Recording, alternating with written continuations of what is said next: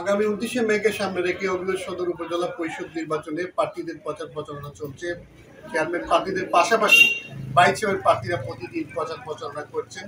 এখন মূলত এই নির্বাচনকে সামনে রেখে প্রচার প্রচারণায় জমে উঠেছে হবিগঞ্জ সদর উপজেলা পরিষদের নির্বাচনে। আমি কথা বলবো হবিগঞ্জ সদর উপজেলা পরিষদ নির্বাচনে চেয়ারম্যান প্রার্থী, তিনি গত ইলেকশন নির্বাচন করেছিলেন, এবারও ইলেকশন করছেন, হবিগঞ্জ জেলা আওয়ামী লীগের সাংগঠনিক সম্পাদক জনাব মশিউর রহমান শামীমের সাথে। আপনি যে প্রচার প্রচারণা করছেন, কেমন সারা পাচ্ছেন? ধন্যবাদ। ইতিমধ্যে জানেন যে আমি গত উপজেলা নির্বাচনে অংশগ্রহণ করেছিলাম 2019 ইংরেজিতে। অল্প ভোটের ব্যবধান আমি হেরে গিয়েছি। তারপর থেকেই এই 5 বছর আমি জনগণের পাশে আছি। হবিগঞ্জ সদর উপজেলার প্রতিটি প্রান্তে, প্রতিটি এলাকায় মানুষের সংকটে, বিভিন্ন সমস্যায় আমি মানুষের পাশে ছিলাম।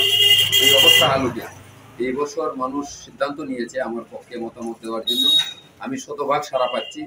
আশা করি যদি সুস্থ নির্বাচনের পরিবেশ বজায় থাকে এবং শান্তিপূর্ণভাবে যদি মানুষ ভোটে অংশগ্রহণ করতে পারে, তাহলে অবশ্যই আমি যে সাড়া পাচ্ছি, আমি আশাবাদী যে আমি বিজয়ী হব। এবং আমি যদি বিজয়ী হয়ে এই কাঙ্ক্ষিত চেয়ারে যেতে পারি, তাহলে আমি এই দেশের মানুষের উন্নয়নের জন্য, বিশেষ করে সদর উপজেলাবাসীর উন্নয়নের জন্য আমি আমার সর্বাত্মক চেষ্টা করে যাব এবং মানুষের পাশে থাকব।